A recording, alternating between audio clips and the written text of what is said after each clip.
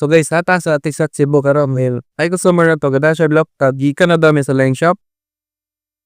So display din paguna kay tungod sa base update ni update pa gyud automatic. Dahil pagda niya sa line shop, mo na siya mo nakita karon sa iyang unit. Tawag laptop, ay gyud ta ni. LVDs gipangpanitan. Gipangpanitan ang LVDs ang iyang battery, connector gipanitan sad. Ang kana untang dili na to makaya ba dili na to ilaptan, di ba? Kay og dili na to makaya ayo dili na to ilaptan kayo ang normal nga issue nga bias ra gyud. Bias issue ra gyud. To ko test ang 3.3 ang 5 volt is okay pa ba yung 3.3? So as you can see buhi pa okay pa siya. Ang kuan lang kay ang bias tip ay di zoom. Ang bias tip niya kay ilaptan na. Oh, na flux disorder na at ako na ang first thing button na pa ako na i-check ang BIOS if sakto ba nilang gitaot or nabalik ba diri lang seriya ng original or wala.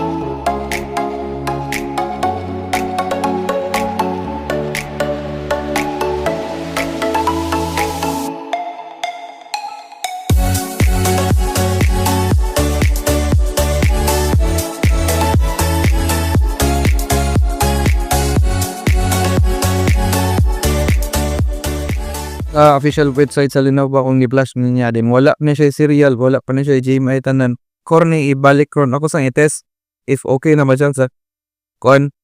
Bias din. Nami pang test nga say ba to unit pero tarong pa ni sa LVDS katong niya iguba man to ma-short niya. Ilo ko mo test ato, dali lang na may test diretso.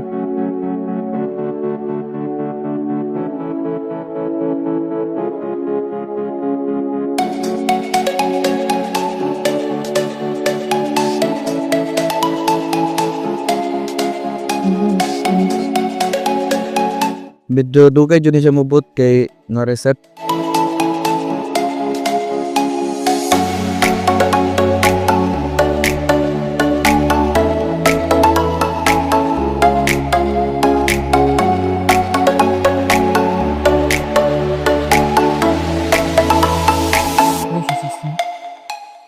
Ani andar ba siya? Pasabot na to, bias ra yung issue. Wala sila yung issue, bias ra niya. Ilaptan nila ang lain. Imbis din na to dapat ilaptan. So karon ang customer na problema ani kay isa na tong LVDS cable. Dili ko mo gamit na tong LVDS cable nga daan mo palit mo order na sad ng LVDS ato para bugana ni siya tanan. Ya kuan gani sunod gani og dili mo kay ba maayo ba dili kay ba mo voice flash wala mo kay ba about mo nga na sa software. Ano nyo gilapte? Kay yung makiwasan madoble ra nang bayaw na sa customer.